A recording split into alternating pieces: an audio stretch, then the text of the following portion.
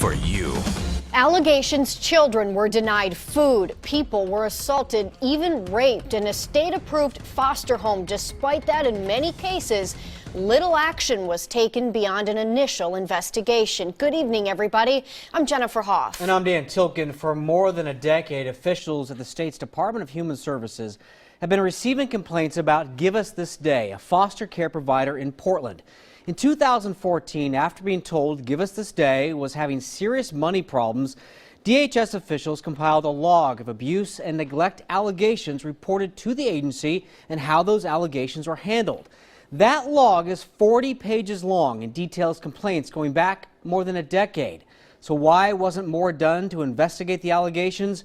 A hearing tomorrow will take a look. Page after page details countless complaints made to DHS about the goings-on at Give Us This Day. Allegations of rape, death threats, assault, neglect, and in many cases, it was noted, there was no investigation. State Senator Sarah Gelser wants to make sure that doesn't happen again. We are working to make it more clear that the Department of Human Services has both the authority and mandate to act quickly when kids are in danger. And when she saw the log of complaints, how did it make her feel? When I first became aware of it and heard of it, it was hard for me to believe that it was true because the allegations were so extreme. In recent months, in response to public records requests, the state has released hundreds of pages of emails and other documents related to Give Us This Day. Besides allegations of neglect and abuse that were not always investigated, there is the question of how millions of dollars in state and federal money was spent. Last October, the state filed a lawsuit against the people who ran Give Us This Day.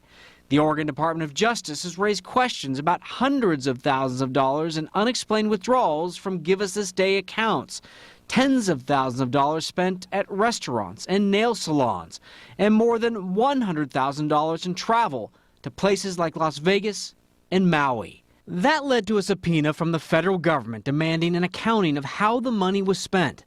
The thousands of pages of documents released over the past few months detail financial irregularities.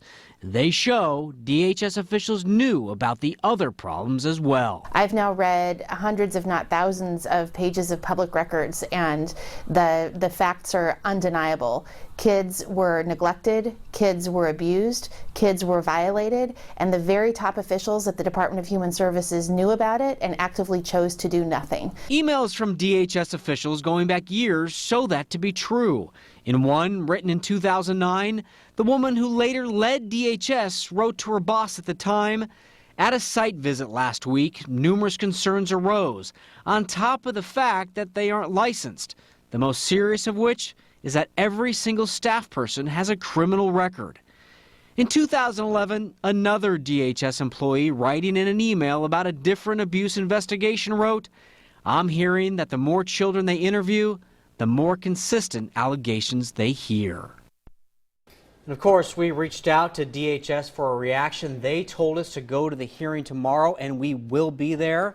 Give Us This Day closed last fall. In December, the state of Oregon moved to get a judgment against the former operator of Give Us This Day after she refused to respond to court papers, and we have not been able to reach her.